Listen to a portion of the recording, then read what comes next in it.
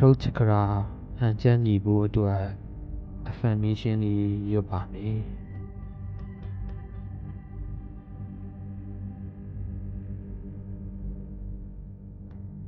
ပထမအကြိမ်မှာ affirmation စာသားကိုတိတ်ဆိတ်စွာနဲ့အာရုံပြုပြီးနားထောင်ပေးရပါမယ်ဒုတိယအချိန်ကျရင်တော့အတူတူလိုက်ရွတ်ဆိုရပါမယ်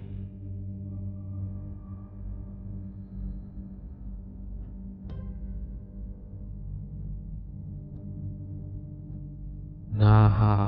မှန်တဲ့စကားကိုသာပြောဆိုတတ်တဲ့သူဖြစ်တယ်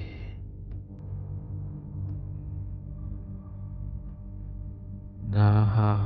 မှန်တဲ့စကားကိုသာပြောဆိုတတ်တဲ့သူဖြစ်တယ်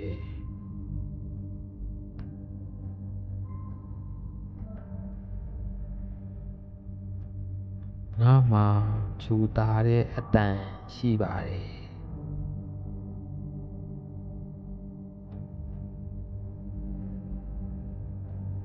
ငါမှာချိုသာတဲ့အသံရှိပါတယ်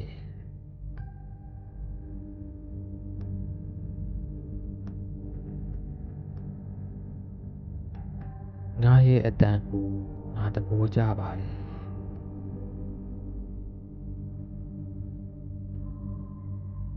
ငါရဲ့အသံကိုငါသဘောကျပါတယ်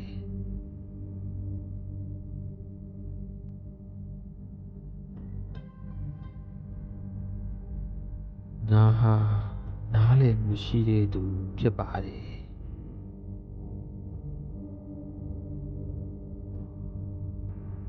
ငါဟာနားလည်မှုရှိတဲ့သူဖြစ်ပါတယ်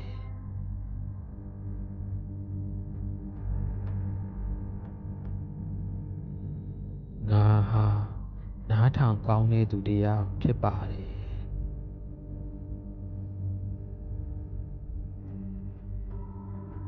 ငါဟာနားထောင်ကောင်းတဲ့သူတစ်ယောက်ဖြစ်ပါတယ်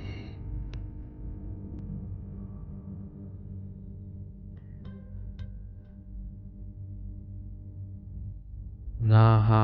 စကားလုံးတွေနဲ့သာမကအမူအရာတွေနဲ့ပါငါဆိုလိုချင်တာကိုအမှန်တိုင်းဖော်ပြနိုင်ပါတယ်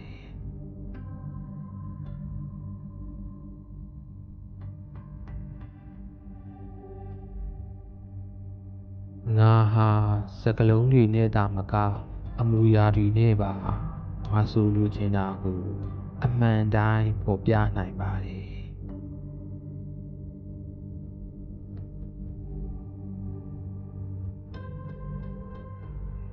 တရုတ်ချက်ကရာ affirmation လေးရွတ်ပြီးတဲ့အတွက်ကျေးဇူးတင်ပါတယ်ကျေးဇူးတင်ပါတယ်ကျေးဇူးတင်ပါတယ်